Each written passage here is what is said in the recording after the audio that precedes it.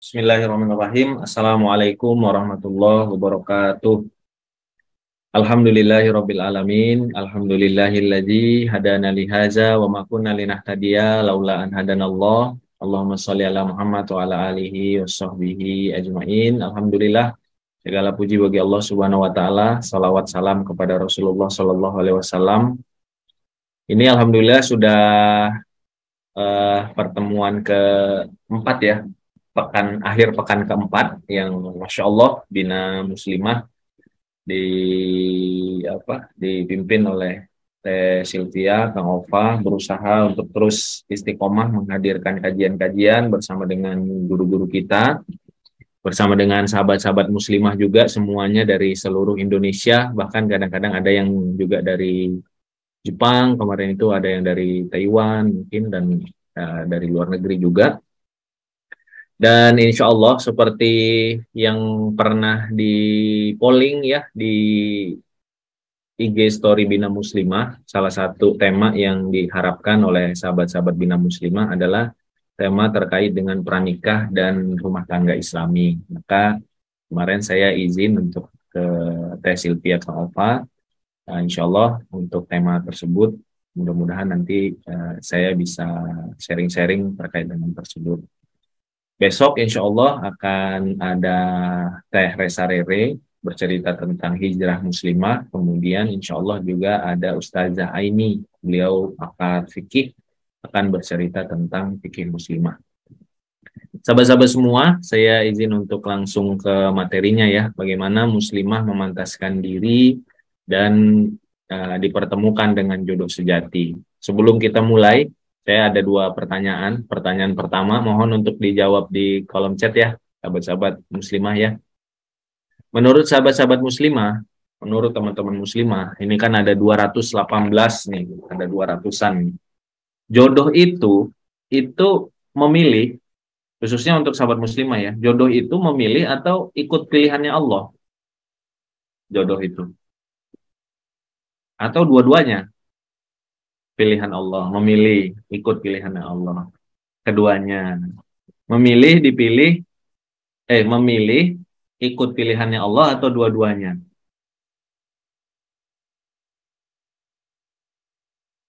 Pilihan Allah, memilih, keduanya, dua-duanya. Oke, ya. Baik ya, sambil dijawab ya. Nah, jodoh itu, di awal kita harus memilih jodoh itu. Jodoh itu di awal kita harus memilih. Tapi setelahnya, kita pastikan pilihan kita ikut pilihannya Allah. Gimana Kang penjelasannya? Penjelasannya adalah ketika seorang muslimah itu mau menikah, maka dia diwajibkan oleh Rasulullah untuk melihat calon pasangannya itu baik agama atau akhlaknya tidak. Rasul bersabda, "Idza hataba ilaikum man tardawna dinahu wa khuluquhu fazawwijuhu." Kalau datang kepada kalian para wali, para muslimah, laki-laki yang kalian ridhoi agama dan akhlaknya, fazawwijuhu, maka ayah wali nikahkanlah. Berarti jodoh itu dipilih gitu. Teman-teman memilih untuk menerima orang yang diridhoi agama dan akhlaknya, itu perintah dari Rasul. Gitu. Tapi setelah teman-teman memilih, dalam prosesnya nanti teman-teman perlu untuk istikharah. Perlu untuk istikharah, ikut pilihannya Allah. Jadi di awal memilih, tapi setelahnya ikut pilihan Allah. Jodoh itu bagian rizki. Nah, paling mudahnya ya saya menjelaskan. Contoh gini ya, Mbak Wardah atau sahabat-sahabat semua nih yang jadi misalnya mau bekerja di sebuah perusahaan. Kan pertanyaannya juga sama, teman-teman memilih bekerja atau ikut pilihannya Allah untuk tempat bekerja? Harus dua-duanya. Di awal teman-teman memilih untuk bekerja, pastikan dulu tempat kerjanya itu adalah tempat kerja yang jalan rizkinya halal. Cari tahu dulu kan? Harus cari tahu dulu. Setelah dicari tahu bahwa tempat kerjanya itu insya Allah jalan rizkinya halal, ya, kemudian dicari tahu lingkungan kerjanya insya Allah baik, bisa untuk sholat, bisa untuk ibadah, bisa untuk menutup aurat, barulah setelahnya teman-teman istikharah. Gitu. Jadi istikharah itu nggak dari awal ketika kita masih blank atau nggak punya informasi tempat-tempat kerja kita. Jadi nggak bisa misalnya kita, oh tempat kerjanya ada unsur judinya, ada nggak bisa nutup aurat, kemudian nggak bisa untuk sholat, kemudian kita bawa ke dalam istiqoroh. Istiqoroh itu hanya untuk hal yang kita ketahui bahwa itu baik. Makanya jodoh itu sama seperti rizki, di awal kita harus memilih menerima, kalau yang ahwat ya, menerima yang baik, diridhoi agama dan akhlaknya. Setelahnya kita tetap butuh untuk istiqoroh. Jadi jodoh itu kalau misalnya tanya, jodoh itu pilihan atau kepasrahan kepada pilihan Allah. Ya dua-duanya. Di awal kita tetap harus memilih, ya. Dan kemudian setelahnya kita pasrahkan apakah pilihan kita sesuai atau tidak dengan pilihannya Allah. Bisa jadi kita sudah memilih, bisa jadi kita sudah menerima, tapi ternyata setelah istiqoroh pilihan Allah bukan dia, ya sudah kita terima, kan gitu ya. Bisa jadi pilihan kita sesuai dengan pilihannya Allah. Itu yang pertama ya. Ini banyak nih tadi jawabannya, mayoritas akhirnya dua-duanya. Yang selanjutnya pertanyaan kedua. Jodoh itu kita berusaha sepenuh hati atau pasrah pada ketetapan ilahi? Udahlah Kang, saya pasrah aja gitu kan. Atau dua-duanya juga. Jodoh itu berusaha atau dua-duanya? Nah, ini sudah makin pinter ya jawabannya, sudah makin kelihatan. Berusaha dulu kemudian pasrah, ya. Dalam usaha ada kepasrahan. Kita usaha kita dalam kepasrahan. Tapi nggak bisa pasrah 100% gitu kan. Ini sama lagi-lagi sama dengan rizki. Kalau misalnya nih teman-teman mau dimudahkan rizkinya, ya berusaha untuk kerja, berusaha untuk usaha. Walaupun ada memang rizki yang diantar tanpa tanpa usaha, ada juga gitu. Dapat warisan misalnya ya, tiba-tiba ketemu orang baik gitu kan, ngasih hadiah, ya hadiah berupa rizki itu kan, rizki berupa hadiah itu tidak diusahakan, bisa jadi itu langsung. Tapi secara umum rizki itu perlu untuk diusahakan sambil kita pasrah kepada ketetapan Allah. Jadi pembahasan kita kali ini itu adalah tentang bagaimana kita berusaha sepenuh hati. Kadang-kadang nanti kan mungkin ada pertanyaan ya, kenapa sih muslimah itu perlu untuk memantaskan diri? Kan muslimah nunggu doang gitu kan. Kenapa muslimah perlu bicara tentang menjemput jodoh atau ikhtiar agar dijemput jodoh, kan tinggal nunggu doang. Nah, ternyata jodoh itu disampaikan para ulama dia seperti merupakan salah satu rizki. Nah, caranya adalah usaha dengan sepenuh hati, kemudian dalam usaha tersebut ada kepasrahan. Sama juga kita kalau misalnya usaha, bisnis, bekerja juga sama. Harus berusaha, bekerja dengan sepenuh hati, tapi setelahnya kita pasrahkan bahwa ketetapan terbaiknya, hasil terbaiknya Allah yang menentukan. Nah, selanjutnya kita masih bahas sedikit ya tentang jodoh ya. Jodoh itu adalah merupakan salah satu bagian dari rizki. Dia adalah bahkan salah satu rizki atau hasanah yang baik, salah satu hasanah terbaik di dunia yang Allah berikan. Makanya dalam tafsir Imam Ibnu Katsir ketika beliau menjelaskan tafsir para ulama tentang doa sapu jagat, ya, doa sapu jagat pada hafal kan di ayat 201 surat Al-Baqarah, Rabbana atina fid dunya hasanah wa fil akhirati hasanah wa qina azabannar. Nah, doa sapu jagat itu dijelaskan oleh para ulama bahwa yang disebut fid dunya hasanah itu diantaranya adalah tubuh yang sehat, rizki yang cukup dan berkah, anak-anak yang soleh-solehah, pasangan hidup yang soleh atau solehah, kemudian keluarga sakinah mawaddah rahmah, kemudian akal dan ilmu yang bermanfaat. Nah, jadi dari sekian banyak kebaikan Allah, rizki Allah di dunia kepada kita, sebagiannya atau bahkan bisa dibilang mungkin setengahnya itu kaitannya dengan jodoh. Tadi kan ada badan yang sehat, ada akal yang cerdas, ilmu yang bermanfaat, kemudian ada rizki yang berkah, ada anak soleh-soleha, itu kaitan dengan jodoh, dengan pasangan hidup yang soleh atau soleha. ada rumah tangga sakinah mawaddah rahmah. Itu kaitannya dengan jodoh. Kemudian ada juga jodoh, tentu saja jodoh yang soleh atau soleha. Jadi 3 dari sekian banyak rizki terbaik dari Allah itu kaitannya dengan jodoh.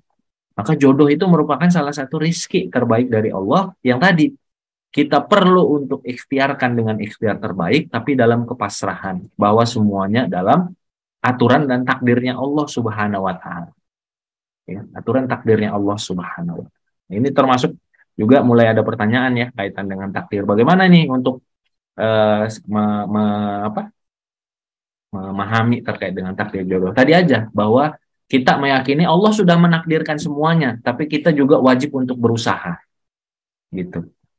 Kita wajib untuk memilih karena perintah Rasul fasfar bidzatidin, yang laki-laki pilih yang baik agamanya. Nggak bisa karena kita sudah yakin ini Allah takdirkan kemudian kita asal-asalan pilih mau nikah sama yang non muslim, nggak boleh, akan dipertanggungjawabkan itu pilihan kita walaupun semuanya pasti dalam lingkup takdir dari Allah. Sudah sampai cukup seperti itu saja, nggak usah terlalu dalam dibahas, nanti akhirnya kita bingung sendiri. Pokoknya kita punya kewajiban untuk memilih dan pasti apapun yang kita pilih itu sesuai dengan takdir Allah. Seperti itu saja. Dan kita tidak bertanggung jawab atas di luar kecuali atas apa yang kita pilih dan kita laksanakan. Jadi kita wajib memilih, tapi kita yakin bahwa pilihan kita pasti sesuai dengan ketetapannya Allah, pilihannya Allah. Kita wajib berusaha, tapi kita yakin bahwa usaha kita nggak mungkin keluar dari lingkup takdirnya Allah, kira-kira gitu. Jadi tidak perlu dipertentangkan karena itu adalah sesuatu yang dalam lingkup ya, takdir Allah itu melingkupi usaha kita. Tapi kita wajib untuk berusaha. Nah, itu yang pertama, sahabat-sahabat, jodoh itu adalah salah satu rezeki yang terbaik dari Allah di dunia, hasanah di dunia. Nah, jodoh itu perlu untuk diusahakan, perlu untuk didoakan, perlu untuk diperjuangkan, bukan hanya kayaknya ada istilahnya jodoh sehidup surga oleh orang-orang soleh darimu bersama dengan abaihim, dari orang tuanya, ya, kemudian dari min azwajihim, dari pasangan hidupnya, wa dzurriyyatihim, dan dari anak keturunannya. Jadi siapa yang menjadi jodoh kita itu adalah orang yang nanti akan menjadi pasangan hidup kita. Kita doakan, kita usahakan, bukan hanya di dunia sampai kita dipisahkan sementara karena salah satunya meninggal, tapi juga nanti di akhirat kita yakini akan dipertemukan di surga bersama-sama dengan pasangan kita di surga. Seperti tadi ya dalam surat Ar-Ra'd ayat 23, jannatu anni yadkhulunaha wa man sholaha min abaihim wa azwajihim wa zurriyatihim, yang bersama dengan orang tuanya, pasangan hidupnya, dan anak-anaknya di surga. Dalam surat Tur juga sama. Orang-orang yang beriman, kemudian anak keturunan mereka yang mengikuti mereka dalam keimanan, nanti mereka akan dipersatukan di surganya Allah Subhanahu wa Ta'ala. Nah, orang-orang inilah orang-orang yang sama-sama beriman, orang-orang yang beramal soleh tadi, kemudian orang-orang yang bersabar dalam ketaatan, bersabar dalam menjalani kehidupan di dunia, dalam rumah tangganya, dalam keluarganya. Mereka lah nanti yang di akhirat insya Allah akan dipersatukan sampai ke surganya Allah. Tapi sebelum itu tadi yang kita sampaikan bahwa jodoh ternyata kita wajib memilih. Rasul menyampaikan sebelum kita menikah wajib memilih yang baik agama, mulia akhlaknya. Bagi laki-laki, kepada kami nih yang laki-laki, Rasul memberikan wasiat. Fasfar bidzatid-din, pilih yang baik agamanya. Rasul juga memberi wasiat tadi kepada muslimah, kalau datang laki-laki, idza hatoba ilaikum man tardawna dinahu, yang kalian ridhoi agama, wa khuluquhu, dan akhlaknya, fazawwijuhu, maka terima, nikahkan dengan anak kalian. Jadi kita ini di awal, sebelum kita mulai perjuangan dalam rumah tangga kita, sebelum kita mulai perjalanan sampai ke jodoh sehidup sesurga, itu di awal kita mulainya dengan memilih yang orang yang baik agama, mulia akhlak. Laki-laki pilih yang baik agama, mulia akhlak. Perempuan juga sama, terima lamaran laki-laki yang diridhoi agama dan akhlak. Ini alasan kenapa teman-teman nanti sebelum menikah itu perlu berkenalan atau perlu ta'aruf. Karena butuh tahu kan? Misalnya nih Mbak Wardah atau teteh-teteh semua misalnya mau memutuskan apakah menerima lamaran seorang laki-laki atau tidak. Ingin tahu apakah akhlaknya diridhoi, agamanya diridhoi, kan gitu ya. Butuh kenal dulu, butuh mengenal dulu, butuh ta'aruf dulu. Jadi itulah kenapa ta'aruf itu penting, karena ternyata disyariatkan untuk menerima lamaran laki-laki yang diridhoi agama dan akhlaknya. Insya Allah terkait dengan ta'aruf ini kita mudah-mudahan ya kita bahas di pekan depan. Materi terkait dengan ta'aruf itu di Syawal sepertinya ya, materi ta'aruf itu di bulan Syawal. Nah, yang sekarang kita bahas tentang bagaimana ikhtiar untuk memantaskan dirinya. Ikhtiar bagaimana seorang muslimah itu memantaskan dirinya. Terkait dengan menikah, sahabat-sahabat, menikah itu kalau kita rujuk kepada kitab-kitab fikih, menikah itu parameternya sebenarnya hanya dua. Yang pertama terkait dengan kebutuhan, yang kedua terkait dengan kemampuan. Nikah itu dua, kaitannya dengan kebutuhan, kaitannya dengan kemampuan. Jadi parameter usia itu nggak masuk sebenarnya. Jadi dalam Islam itu sebenarnya yang saya pahami dari hadis Rasulullah kemudian penjelasan ulama, nggak dijelaskan. Misalnya nikah muda, nikah tua, nikah usia berapa itu tidak dijelaskan. Nikah itu ya ketika mampu segera. Nikah itu ketika butuh, mampukan diri. Nah, terkait dengan kebutuhan dan kemampuan, Rasul menyampaikan, ya ma'syarus syabab, wahai para pemuda, dan juga tentu para pemudi, manistato'a minkumul ba'ah. Barang siapa di antara kalian sudah mampu untuk menanggung beban pernikahan, mampu ba'ah, falyatazawwaj, maka segera menikah. Jadi tadi dia sudah butuh, karena dia sudah usianya, sudah masuk ke baliknya, dan ada kebutuhannya. Kemudian dia punya kemampuan, manistato'a minkumul ba'ah, punya istito'ah dalam ba'ah, punya kemampuan dalam menanggung beban pernikahan, maka berlaku falyatazawwaj, maka segera menikah. Jadi Rasul itu tidak pukul rata ternyata, menyuruh atau memerintahkan segera menikah bagi semua orang, bagi semua pemuda-pemudi Islam, tidak. Ternyata yang diperintahkan segera menikah adalah yang sudah punya kemampuan, sudah punya istitoah tadi. Buktinya apa Kang Arif? Buktinya yang paling bawah tadi, yang paling bawah hadis ini, wa man lam yastati fa alaihi bisaum, kalau belum mampu maka puasa. Jadi kalau teman-teman misalnya belum mampu, nggak dipaksa untuk segera menikah. Diarahkan untuk puasa dan jaga diri sambil memampukan diri gitu. Makanya dalam pernikahan nih teman-teman, kalau misalnya kita baca kitab-kitab penjelasan fikih para ulama itu, diantaranya misalnya dijelaskan dalam kitab fikihnya Said Sabiq, beliau menuliskan bahwa bagi seorang muslimah menikah itu hukumnya berlakunya bisa jadi 5. Ada orang yang wajib nikahnya, wajib dia segera menikah. Kenapa? Karena dia punya kemampuan dan sangat butuh. Sehingga kalau misalnya tidak segera menikah, kemungkinan besar dia akan terjerumus ke dalam dosa zina. Nah, orang-orang seperti ini wajib. Di sini ada nggak yang wajib ya? Yang sudah seperti wajib gitu? Insya Allah nggak ada ya. Insya Allah bisa menahan diri. Gitu. Yang kedua, masuknya ke dalam kategori sunnah.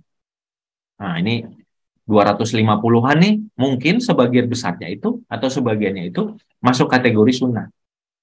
Ya secara umum hadis ini cerita tentang para pemuda dan pemudi yang masuk kategori disunahkan untuk segera menikah. Kenapa? Karena dia punya kemampuan, punya istitoah, kemampuan, dan dia punya kebutuhan untuk menikah, untuk menjaga diri. Ya, ada kebutuhannya untuk menikah. Yang ketiga, mubah. Mubah ini gimana? Mungkin sebagian juga sama, yang di sini mubah bisa jadi. Misal, dia ada kemampuan, tapi dia nggak butuh-butuh banget, gitu ya. Dia mungkin saat ini aktivitasnya masih fokus untuk belajar, fokus menyelesaikan studi, fokus menghafalkan Quran misalnya. Sudah ada kebutuhan sih, tapi nggak butuh-butuh banget. Dan bisa untuk menjaga dirinya baik-baik saja. Gitu. Maka dia boleh untuk meneruskan dulu fokus studinya. Kalau misalnya dia misalnya lagi tingkat akhir, ya dia mau fokus itu dulu, ya nggak apa-apa, fokus saja. Dia lagi program takhusus hafalan misalnya, 2 tahun, dia fokus di sana dulu, nggak masalah. Ada yang makruh menikah itu. Nah ini kita perlu perlu perhatian nih, jangan sampai kita hanya punya kebutuhan tapi kurang dalam kemampuan. Orang yang makruh adalah orang yang dia butuh tapi dia nggak mampu gitu. Nah ini makanya kita bahas nih terkait dengan membekali diri. Kenapa? Karena dia butuh untuk segera menikah. Dia butuh pasangan hidup. Mungkin ada di sini di antara sahabat-sahabat muslimah, sobat-sobat muslimah, bina muslimah, ada yang butuh untuk segera menikah. Tapi dia belum mampu. Dia belum belajar jadi istri itu peran kewajibannya apa. Dia belum berusaha untuk menguatkan mentalnya. Dia mungkin masih mohon maaf masih childish gitu kan, masih kekanak-kanakan, masih terlalu manja, masih belum strong, sehingga dikhawatirkan kalau dia menikah nanti malah akan menjadi bumerang atau kesulitan. Maka yang ini berlakunya sebenarnya yang disampaikan Rasul, kalau belum mampu puasa dulu sambil memampukan diri, sambil menjaga diri. Jadi kita perlu tahu apa sih nanti yang kriteria mampu itu apa. Jadi kita bertemu tuh antara kebutuhan sahabat-sahabat muslimah dengan kemampuan. Nah, yang terakhir adalah haram. Orang yang haram untuk segera menikah justru. Contoh, kalau misalnya dia menikah karena niatnya jelek, harus dia perbaiki dulu niatnya. Dia mau menikahi seorang wanita atau menerima lamaran seorang laki-laki karena dia punya dendam kepada laki-laki atau keluarga laki-laki tersebut gitu ya, kayak cerita sinetron lah ini ceritanya gitu. Jadi karena ingin menghancurkan sebuah keluarga, seorang muslimah menikahi laki-laki dari keluarga tersebut gitu. Atau mohon maaf misalnya ada seorang pecandu narkoba, ya dia nggak mau untuk rehab, nggak mau untuk berobat, tapi dia malah memaksa untuk segera menikah. Ya, jadi menghancurkan kehidupan pasangan hidupnya. Atau mohon maaf, kalau misalnya seseorang laki-laki suka sama laki-laki, perempuan suka sama perempuan, dia menutupi hal tersebut, harusnya dia belajar, berobat, ya, memperbaiki diri, harusnya dia ke psikiater, ke psikolog, psikiater, tapi malah dia gunakan pernikahan untuk menutupi hal tersebut. Nah, jadi justru untuk orang seperti ini diharamkan, dia perlu untuk memperbaiki atau berobat dulu, gitu. Atau kalau yang tadi pecandu narkoba dia rehab dulu.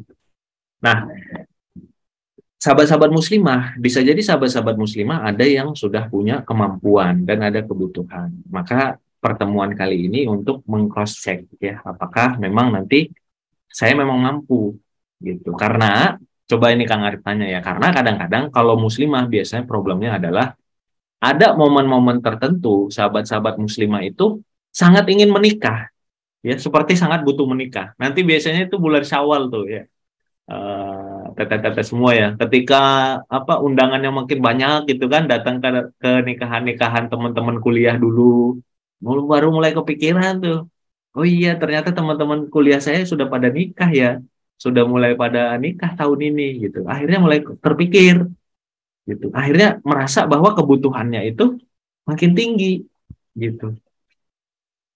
Nah, kemudian dia merasa, oh iya saya mampu, tapi dalam perjalanannya setelah dalam proses mungkin ada problem dan segala macam, dia akhirnya merasa bahwa sepertinya saya nggak belum mampu nih gitu. Akhirnya yakin nggak yakin, ada nggak yang ngerasa seperti ini nih, yakin mampu menikah tapi kadang-kadang setelah sekian lama prosesnya, sekian lama tiba-tiba seperti kayaknya nggak mampu juga gitu ya, kayaknya belum belum benar-benar yakin saya ini mampu atau enggak gitu, masih terombang-ambing perasaan. Ada nggak yang seperti ini? Boleh dituliskan kalau misalnya yang ada,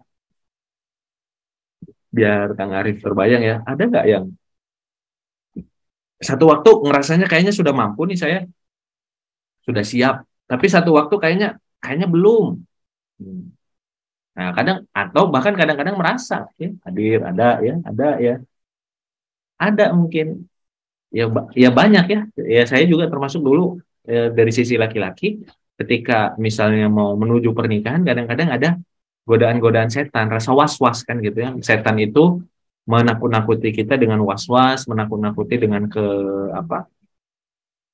Dengan kemiskinan. Tapi juga harus hati-hati, jangan sampai kitanya memang aslinya nggak mampu tapi terlalu pede akhirnya main terabas saja gitu. Ya, saya punya apa? Ya ada yang cerita-cerita memang ternyata harusnya dia belajar dulu gitu. Harusnya dia belajar dulu, harusnya dia bisa jadi berobat dulu. Harusnya dia memperbaiki dirinya dulu untuk hal-hal yang sangat signifikan harusnya. Gitu ya. Jadi oh, ini sudah mampu dan butuh tapi belum ada jodohnya. Oh ya, ini juga banyak juga yang seperti ini ya. Nah, insya Allah nanti kita bahas sedikit di bagian akhir ya. Nah, ada beberapa hal nih teman-teman yang kita coba untuk secara singkat kita bahas bagaimana muslimah membekali dirinya terkait dengan kemampuan. Ya, yang pertama adalah kemampuan ruhiyah, membekali diri dengan bekal ruhiyah. Bagaimana sahabat-sahabat muslimah itu menjadikan pernikahan ini sebagai sarana ibadah meraih ridhonya Allah Subhanahu wa taala. Ya, terkait dengan niat menikah. Ini yang pekan depan akan kita bahas ya. Jadi yang di sini saya nggak akan terlalu banyak bahasnya. Nanti kita bahas spesifik ini materi yang luar biasa. Kenapa? Karena ketika niat kita lurus, maka Allah insya Allah akan memberikan pertolongan. Salah satu awanun, tiga hal yang Allah pasti akan tolong. Yang pertama adalah orang-orang budak mukatab.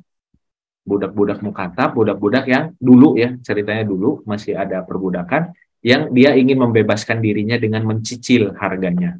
Itu pasti ditolong oleh Allah. Yang kedua, al-mujahid fi sabilillah. Orang-orang yang berjihad di jalan Allah, yang berjaga di perbatasan tentara, kemudian dulu para pahlawan yang membebaskan dari penjajahan Belanda, Jepang, gitu. Orang-orang yang berjihad fi sabilillah. Yang selanjutnya adalah pemuda atau pemudi yang menikah untuk menjaga kesucian dirinya. Itu dijanjikan. Pemuda-pemudi yang menikah, niatnya benar-benar ingin menjaga kesucian diri, dijanjikan pertolongan oleh Allah. Makanya ada ulama dulu, cucunya Umar bin Khattab radhiyallahu anhu, Salim bin Abdullah bin Umar, ini mengatakan kepada Khalifah Umar bin Abdul Aziz, ketika menasihati Khalifah yang baru diangkat, sempurnakan niat, luruskan niat, perbaiki niat, ikhlaskan niat. Karena ikhlas niat karena Allah, lurus niat karena Allah, sempurna niat karena Allah, maka akan hadir sempurnanya pertolongan Allah. Nah, insya Allah ini nanti terkait niat-niat menikah kita bahas di pertemuan selanjutnya insya Allah. Yang selanjutnya nih, nah, ini poin-poinnya saja. Nanti materi-materinya insya Allah ada pendalaman-pendalamannya. Selanjutnya, teman-teman perlu untuk belajar ilmunya. Tadi disampaikan oleh Teh Sylvia ya. Mau masuk surga di akhirat itu butuh ilmu, di dunia butuh ilmu. Mau jadi istri juga butuh ilmu, jadi ibu juga butuh ilmu. Kan pertanyaannya di sini. Ada nggak sekolahnya? Berapa semester kita pernah belajar? Gitu kan? Kita kalau mau jadi dokter di Indonesia, itu minimal belajarnya sekolahnya saja, kuliahnya saja 4 tahun, bahkan sampai 5 tahun. Kemudian ada koas, ya kan? Kemudian ada masa praktek. Kalau mau jadi insinyur, mau jadi akuntan juga sama, kuliahnya S1 4 tahun, ya. Kadang-kadang ngambil profesi apoteker, ngambil apoteker untuk jadi apoteker. Ya. Bahkan sebelumnya itu sudah belajar ilmu IPA itu SMP, SMA, SD. Bertahun-tahun kan, kita kalau mau jadi profesi tertentu, itu kita bertahun-tahun. Pertanyaannya, jadi suami itu belajarnya berapa tahun? Jadi istri belajar bertahun-tahun. Ada nggak ya, Mbak Wardah ya, universitas yang mata kuliahnya atau jurusannya jurusan jadi suami yang soleh gitu, jadi istri yang soleha? Kan nggak ada ya, nggak ada. Jadi ibu yang soleha ada nggak? Nggak ada. Padahal semua kita akan menjadi suami, semua kita akan menjadi istri. Semua teteh-teteh akan menjadi istri dan ibu, insya Allah. Nah, makanya ilmu ini karena tidak ada di sekolahan, di kuliahan, mau tidak mau harus kita pelajari secara mandiri. Harus kitanya yang mau. Jadi insinyur, jadi akuntan, dalam seminggu 5 hari, paling kan Senin sampai Jumat kerjanya ya. Dari jam 8 sampai jam 5, paling 8 jam. 5 kali 8 jam, itu 40 jam dalam seminggu. Jadi istri, jadi ibu, emang bisa digituin jamnya? Nggak bisa teh. Jadi istri itu, jadi ibu itu sepanjang hari, 24 jam.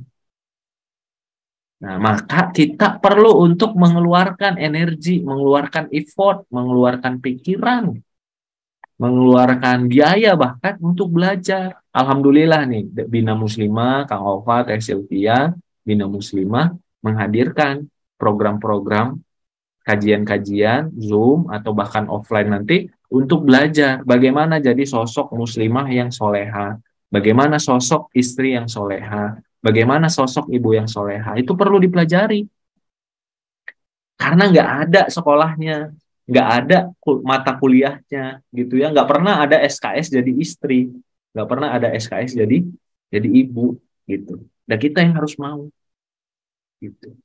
Nah, nggak mungkin kita bisa menjadi sosok yang seperti itu kalau minimal kita tidak belajar ilmunya. Jadi teman-teman perlu belajar ilmunya, tahu, ketahui, pelajari. Apa sih tanggung jawab seorang istri?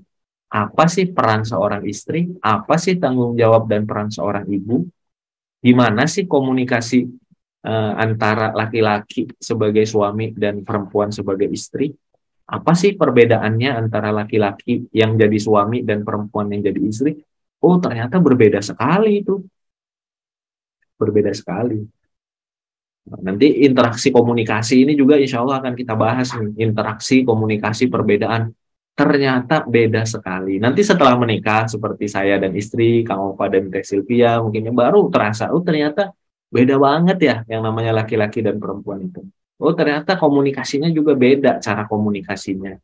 Cara meminta bantuan seorang istri dan seorang suami itu berbeda. Nah, itu butuh belajar ilmunya. Nah, nggak usah khawatir teman-teman. Teman-teman banyak sekarang bisa baca buku, bisa nonton YouTube, atau ikut kajian-kajian seperti ini. Free, bebas, terbuka semuanya. Jadi, semuanya bisa diakses insya Allah. Selama ada kuota sekarang ya, insya Allah selama ada HP, selama ada kuota, dan ada kemauan, insya Allah semuanya bisa dipelajari. Ya. Nah, yang kedua tadi terkait dengan ilmu. Yang ketiga terkait dengan mental. Yang bisa teman-teman mampukan diri itu terkait dengan mental.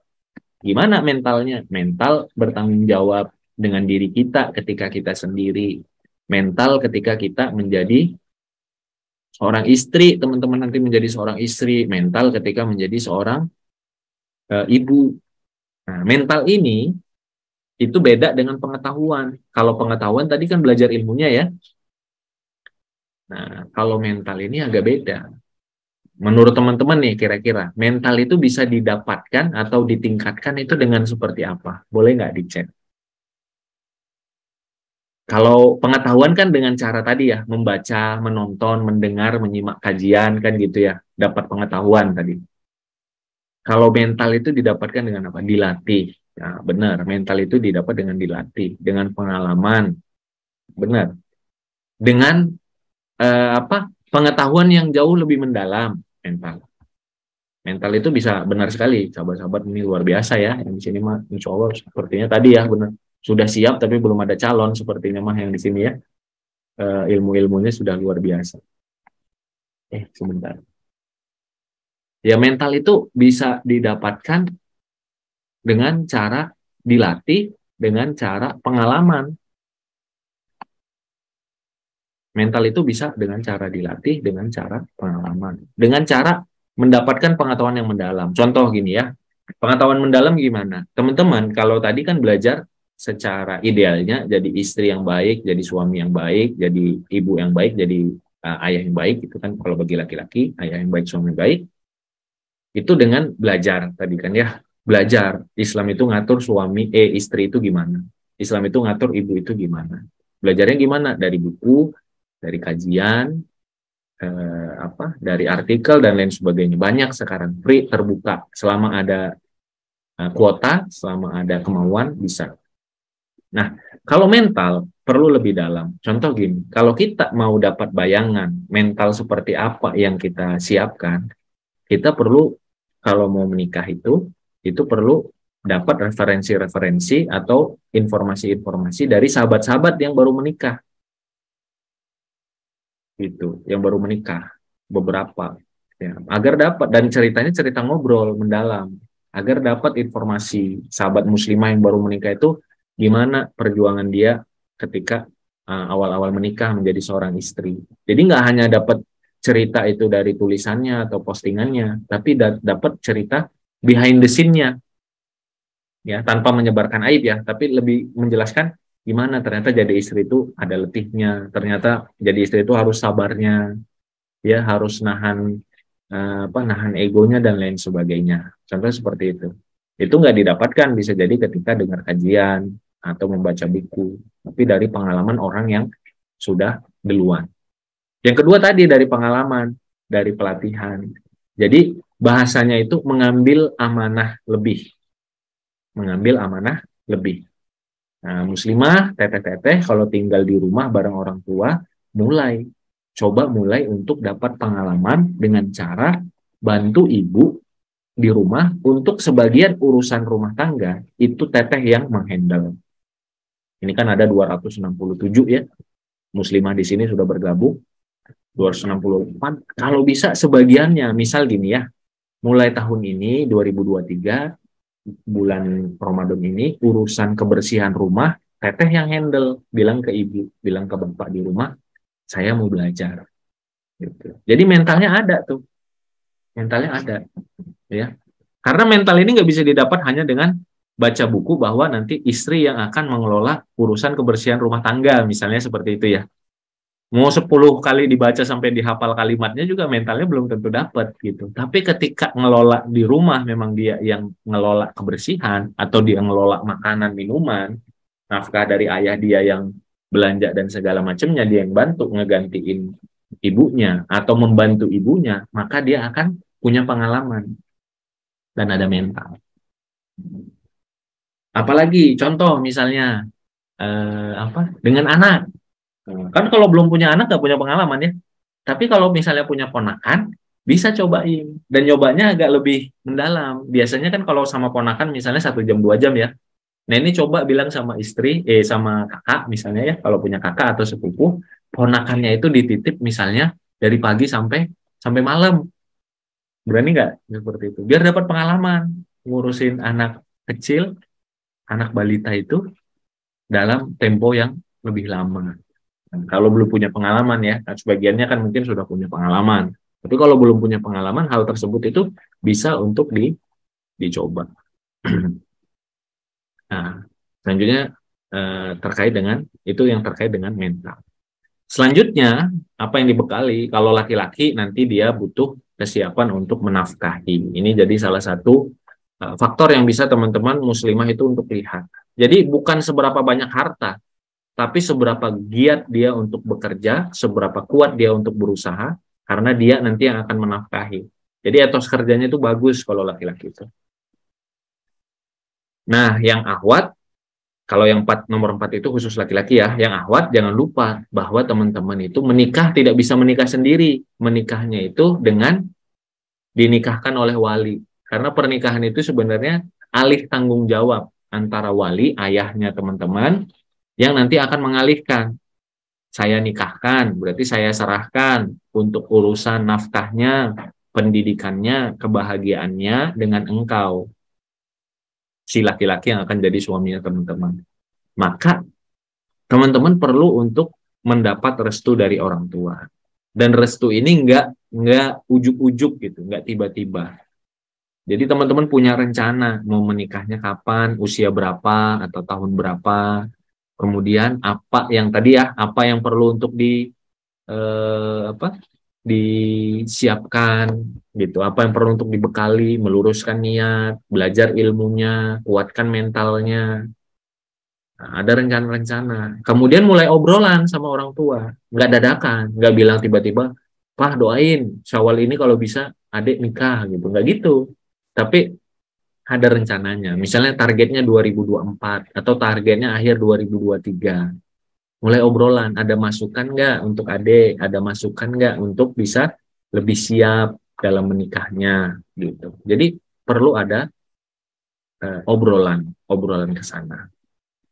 Nah itu sahabat-sahabat ya, tadi terkait dengan jodoh, terkait dengan bagaimana seorang muslimah dia membekali diri agar bisa punya kemampuan dari niatnya, dari ilmunya, dari persiapan mentalnya, dan dari mengikhtiarkan restu ke orang tua. Ini kita baru bahas pokok-pokoknya ya, nanti kita insya Allah akan dalami ketika ditanya jawab. Yang terakhir, tadi seperti Kang Arif sampaikan, bahwa nikah itu atau jodoh itu adalah usaha yang kita lakukan, usaha terbaik, tapi kita juga pasrah pada ketetapan dari Allah Subhanahu wa taala.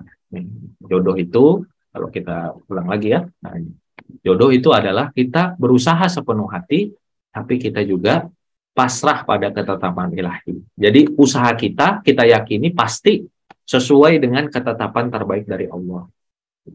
Kita berusaha terbaik, setelahnya kita serahkan kepada Allah. Maka muslimah sebenarnya juga bisa untuk berusaha. Bagaimana dia berusaha? Yang pertama, dia berusaha untuk memperbaiki dirinya. Pekan lalu kita sudah bahas ya, hijrah indah muslimah bercahaya. Ya, bagaimana step-step hijrah itu, memperbaiki diri itu, Allah sudah jelaskan dalam surat Al-Quran, surat Ali Imran ayat 135, 136. Ternyata hijrah itu, taubat itu memperbaiki diri itu yang pertama, ikhlas karena Allah, karena Allahnya. Yang kedua, bertaubat. Yang ketiga, menghentikan kesalahan atau dosa. Yang keempat, beramal soleh. Memperbaiki diri, beramal soleh. Nah, termasuk juga berpenampilan yang baik.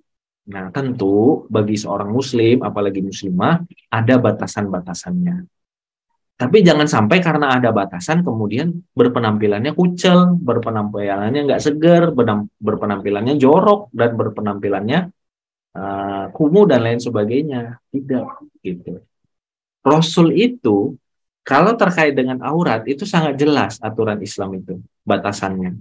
Tapi Rasul itu adalah sosok juga yang bersih, yang rapi. Ya Rasul itu sampai sikat giginya itu sampai setiap sebelum sholat beliau sikat gigi. Rasul itu sangat senang pakai minyak wangi. Nah, nanti ada batasannya kalau muslimah ya, minyak wanginya seperti apa. Rasul senang pakai minyak rambut. Rasul senang menyisir rambutnya. Rasul kalau ke masjid pakai pakaian hari Jumat itu pakai pakaian yang terbaik. Gitu.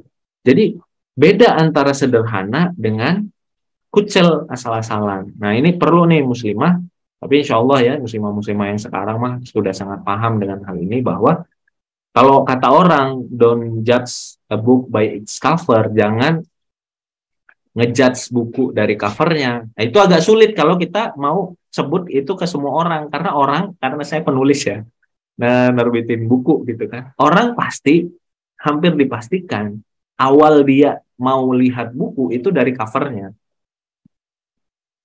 Contoh misalnya yang muslimah bercahaya kan, orang lihatnya dari covernya dulu gitu.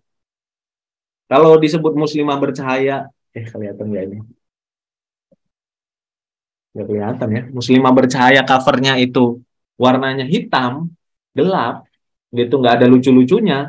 Pasti orang akan berpikir tentang, apalagi kalau gambarnya misalnya gambar serem gitu kan, menakutkan. Walaupun judulnya muslimah bercahaya, tapi di bawahnya itu kayak suster ngesot misalnya ya, versi Indonesia gitu kan, gelap-gelap gitu kan, di ruangan yang gelap dan segala macam, orang nganggapnya ini buku horor.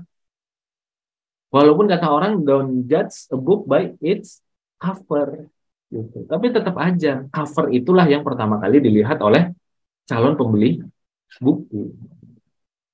Gitu. Jadi butuh itu terkait dengan penampilan. Ya, terkait dengan penampilan itu bukan tadi berpenampilan yang tabaruj ya, bukan. Tapi maksudnya tampillah, belajarlah dari Rasulullah bahwa beliau itu rapi, beliau itu senang kerapihan, bersih, gitu ya. Menampilkan sosok muslim juga yang muslim itu bersih, muslim itu rapi, muslim itu nyaman bagi orang lain. Nah, yang selanjutnya nih yang bisa muslimah usahakan adalah perluas pergaulan di lingkungan yang baik. Jodoh itu umumnya sih nggak jauh-jauh dari lingkungan-lingkungan kita ya. Kalau misalnya kita banyak bergaul di lingkungan-lingkungan orang-orang soleh-soleha, lingkungan komunitas-komunitas kebaikan, di lingkungan misalnya remaja masjid, di lingkungan-lingkungan yang baik, mudah-mudahan diantaranya nanti ada yang menjadi jodoh atau bisa jadi saudaranya, kan gitu ya. Bisa jadi saudaranya. Ya lingkungan-lingkungan kebaikan itu, kalau kita mau beli emas, pasti nyarinya di toko emas kan gitu ya kira-kira ya. Kalau kita mau beli emas tapi nyarinya di toko kelontong nggak bakal ketemu. Kira-kira gitu. Kalau mau ketemu sama jodoh yang soleh, ya banyaklah aktivitasnya kira-kira di toko emas gitu. Banyaklah aktivitasnya di tempat komunitas orang-orang yang soleh itu berkumpul. Kalaupun nggak langsung ketemu sama orangnya, bisa jadi sama orang yang kenal dengan si laki-laki soleh tadi gitu. Jadi nggak ketemu lah kalau misalnya mau nyari yang soleh tapi nyarinya misalnya di dunia malam gitu, dunia dugem dan lain sebagainya. Jadi bergaul di lingkungan-lingkungan yang baik. Terus yang selanjutnya muslimah, kalau misalnya tadi ya seperti tadi ya sudah, Kang saya sudah siap semuanya Kang gitu kan. Bahkan gedung sudah saya sewa Kang gitu kan. Di bulan Desember 2023, cuma calonnya belum ada. Jangan ragu kalau sudah siap ya, ngerasa sudah siap tadi, ilmunya sudah siap, luruskan niat, mental sudah sangat siap gitu kan. Dapat restu dari orang tua, jangan ragu untuk minta bantuan. Siapa yang bisa diminta? Yang pertama tentu ayah sama ibu. Nah, orang tua itu adalah walinya teman-teman. Ayah itu adalah wali. Wali itu dia bukan hanya jadi panitia seleksi, tapi dia juga panitia pencari, gitu kan? Panitia pencari. Makanya dulu kan Rasulullah ketika menikahkan apa putri beliau, misalnya Ruqayyah dan Ummu Kulsum dengan Utsman bin Affan, tapi waktunya nggak sama ya. Setelah Ruqayyah meninggal, nanti Ummu Kulsum dinikahkan dengan Utsman. Itu kan yang aktif itu Rasul, bukan Ruqayyah dan Ummu Kulsumnya. Sama juga ketika beliau nanti menyeleksi menolak lamarannya Abu Bakar radhiyallahu anhu, kemudian Umar radhiyallahu anhu, dan menerima lamarannya Ali, itu kan yang aktif adalah Rasul, bukan Fatimahnya. Jadi bisa jadi orang tua itu aktif membantu, tapi tentu sesuai dengan kemampuan dan kondisi orang tua ya, nggak harus dipaksakan. Kalau orang tuanya paham, orang tuanya memang punya kemampuan, bisa minta bantuan orang tua. Kemudian siapa? Keluarga. Family, ada family kita, keluarga kita, sepupu atau om atau paman yang baik, lingkungannya baik, dia guru, dia ustadz, dia punya kenalan-kenalan laki-laki yang soleh, dan ini bisa minta bantuan. Atau ustazah, ini ustadz itu untuk semuanya ya. Ustazah, kalau teman-teman muslimah, spesifiknya ustazah. Curhat sama ustazah yang kenal sama teman-teman, dikenal teman-teman dan mengenal teman-teman, minta bantuan, cerita tentang kondisi teman-teman. Atau sahabat muslimah yang sudah nikah, ini biasanya cukup sering juga nih. Sahabatnya sudah nikah, dia cerita, sahabatnya juga orangnya dewasa, bisa dipercaya, dia cerita, nanti bisa jadi sahabatnya mengenalkan ke teman suaminya, bisa jadi. Jadi banyak tuh jalannya. Atau bisa juga di lembaga. Tapi lembaga itu harus cari tahu dulu siapa foundernya, siapa pimpinan lembaganya, kemudian bagaimana proses edukasinya, kemudian bagaimana proses pendampingannya ketika ta'arufnya. Itu jadi ada syaratnya tuh lembaganya. Tahu siapa yang mimpin, siapa yang tanggung jawab, kemudian tahu bahwa itu bukan hanya jodoh-jodohin, tapi ada edukasinya. Dan yang terakhir tahu bahwa dalam proses ta'arufnya itu memang ada pendampingan dari lembaga tersebut. Selanjutnya mengenalnya dengan cara ta'aruf. Nah, ta'aruf ini insya Allah nanti kita bahas mungkin di 2 pertemuan selanjutnya. Ya, pertemuan 2 setelah ini. Ya, pekan depan insya Allah kita akan bahas tentang niat menikah. Mungkin demikian Mbak Wardah yang bisa saya sampaikan. Tentu ada beberapa pertanyaan atau masih hal-hal yang perlu untuk diperjelas dari teteh-teteh semua, silahkan kita ada waktu untuk tanya jawab. Mangga kepada Teh Wardah dikembalikan. Baik, Masya Allah, jazakallahu khair Ustadz atas ilmunya. Masya Allah banyak sekali ilmu yang kita dapatkan pagi ini ya, teman-teman dinamis mas. Di sini saya insya Allah akan membuka sesi tanya jawab. Sudah banyak yang masuk Ustadz. Di sini saya sudah ada satu pertanyaan dari Teh Aulia. Assalamualaikum Ustadz, izin bertanya, apabila si anak perempuan sering dapat dorongan dari orang tua dikarenakan usianya atau dipaksa untuk menghindari omongan orang lain, menikah dan kapan menikah, sehingga si anak tersebut jadi tekanan batin. Bagaimana solusinya dan mohon penjelasannya Ustadz. Ya mungkin ini sangat relate ya nanti ketika momen Lebaran nih biasanya pasti banyak pertanyaan dari saudara gitu. Itu bagaimana solusinya Ustadz? Ya, baik ya. Kalau misalnya ini relate banget ya ke teman-teman muslimah tentu saja ya, bahwa ketika pulang ke rumah atau di rumah orang tua menanyakan, apalagi nanti kalau misalnya kumpul keluarga besar gitu ya, tante-tante dan lain sebagainya ya, mungkin saudara-saudara juga yang sudah menikah yang seumuran sama kita juga, maksudnya sih mungkin baik ya, tapi akhirnya menanyakan dan akhirnya menjadi tekanan tersendiri. Nah, tadi ya kalau menurut saya tentu kita nggak bisa lepas dari hal-hal yang sifatnya manusiawi, emosional, tapi kita coba untuk lihat itu dari sisi terangnya, dari sisi baiknya. Ya, Allah itu sebenarnya memberikan hidayah dengan banyak cara. Bisa jadi itu memang caranya Allah Subhanahu wa taala untuk mengingatkan kita. Mungkin kita perlu untuk lebih diingatkan untuk kitanya bisa lebih menyeriuskan terkait dengan hal ini. Ya, Pak, walaupun pada akhirnya memang kita yakin pasti akhirnya akan ditentukan oleh Allah, tapi kita lebih menyeriuskan. Jadi ini momen seperti momen dorongan saja. Momen dorongan agar kita bisa lebih baik lagi tadi. Ilmunya kan kita sudah ada tuh, kita perlu luruskan niat, perlu pelajaran ilmu, perlu kuatkan mental. Ini seperti kesannya klise, tapi sahabat-sahabat, kalau kita kaji lagi dari hadis tadi ya, ya ma'syarus syabab man istata'a minkumul ba'ah falyatazawwaj. Wahai para pemuda dan juga pemudi, barang siapa sudah punya kemampuan, falyatazawwaj, maka menikahlah, maka segeralah menikah. Berarti kalau kita lihat dari sana, sebenarnya kesegeraan itu ada pada yang mampu. Benar nggak? Perintah segera itu kan ada pada yang mampu. Jadi bisa disebutkan juga kalau misalnya orang punya kemampuan dan dia memang sangat butuh luruskan niat, benar-benar dia meminta, maka insya Allah akan dimudahkan kesegeraannya. Nah, yang jadi catatan adalah jangan sampai kita merasa kita ini sudah mampu, padahal sebenarnya belum.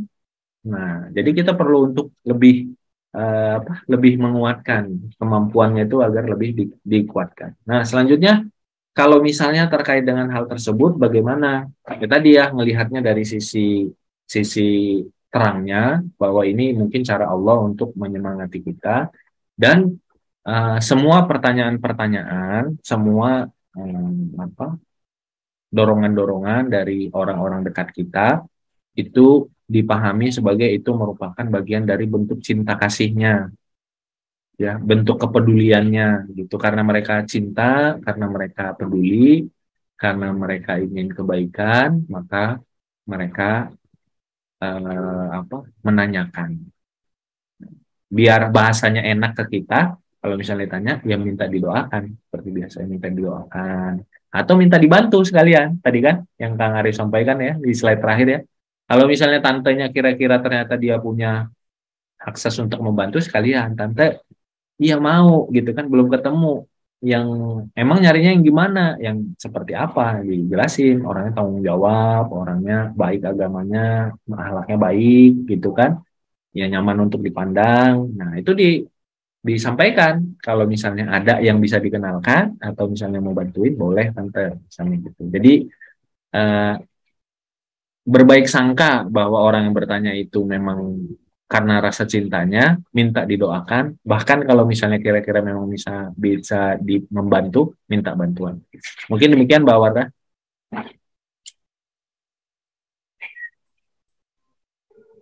Baik, Ustaz, berarti jadi motivasi ya mungkin ya. Jadi kita harus berbaik sangka, itu sebuah apa ya, kebaikan gitu dari saudara kita gitu, mengingatkan kita. Nah, untuk selanjutnya, pertanyaan selanjutnya, mungkin ada yang mau bertanya langsung, Ustaz, ada yang sudah mau raise. Ya, silakan. Siti Sofiah dari Bandung, boleh.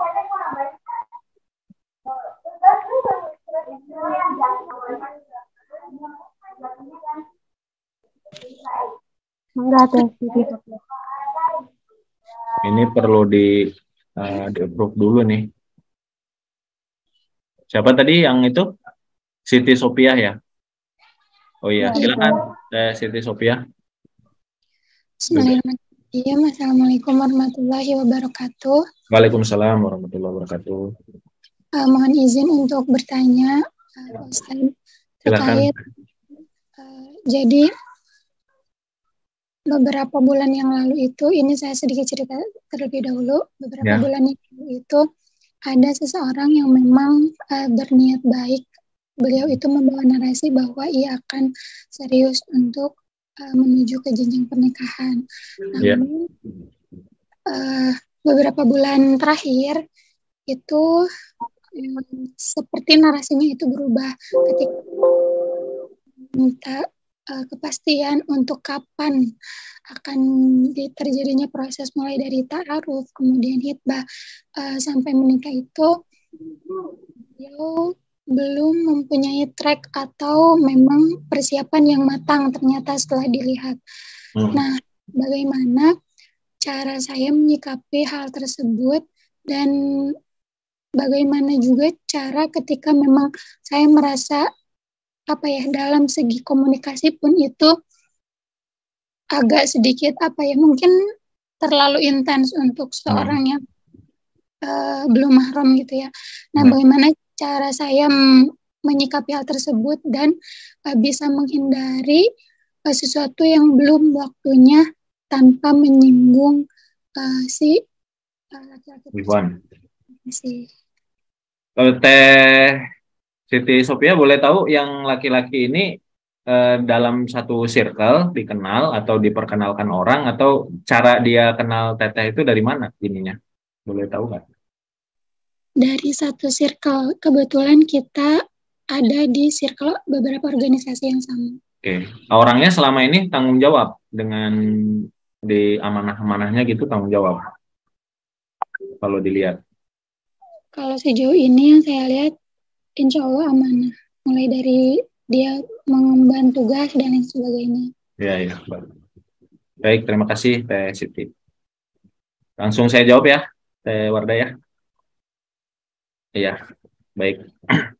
Nah, sahabat-sahabat ya, kalau misalnya nih, tadi kenapa Kang Arif tanyakan dulu kenalnya dari mana? Kalau misalnya ternyata orang yang tadi menjanjikan atau ingin punya niat yang baik tadi itu ternyata dari circle yang belum terlalu dikenal, atau bukan circle, atau bukan dari rekomendasi orang-orang yang kita percaya, misalnya rekomendasi ustazah, rekomendasi ustadz, maka itu akan lebih mudah untuk untuk ibaratnya ya kita bisa menyimpulkan bahwa nggak serius kan gitu ya, karena start awalnya memang bukan dari satu circle. Nah, tapi kalau misalnya dari satu circle atau dari orang yang memang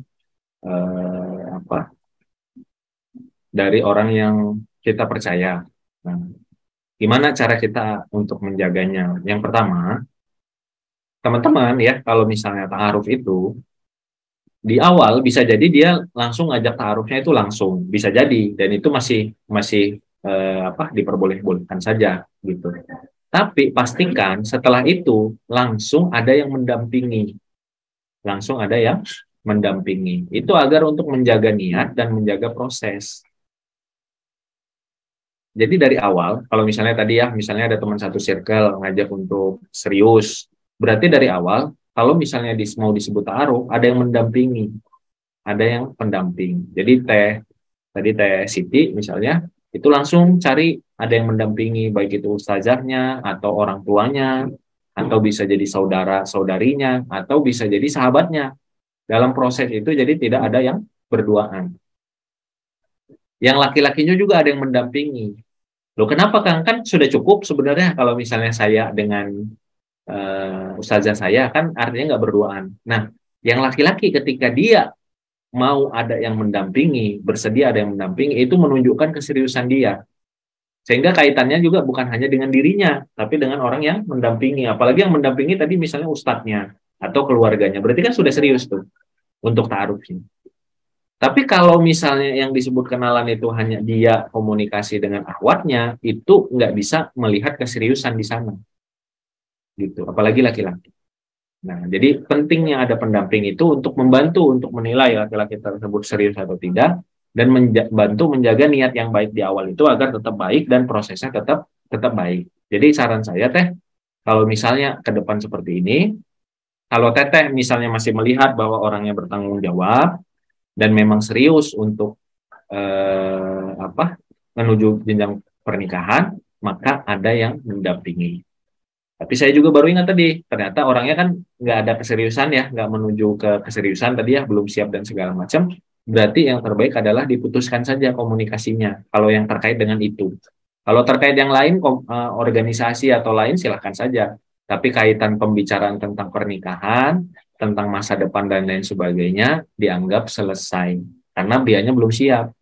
Nanti kita bahas ya, ta'aruf itu hanya dilakukan oleh orang yang memang siap untuk segera menikah. Karena tujuannya untuk menikah, gitu. Jadi kalau untuk kondisi Teteh, berarti komunikasi yang terkait dengan tersebut diputuskan saja, dihentikan.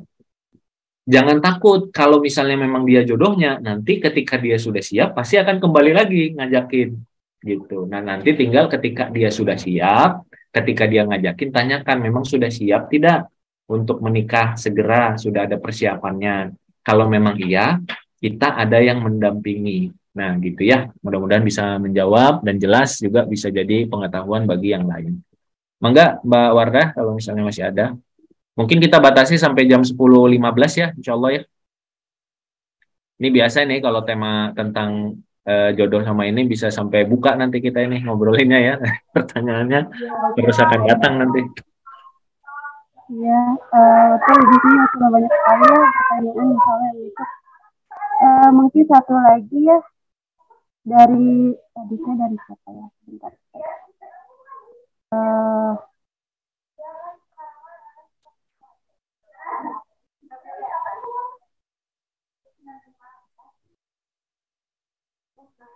Dari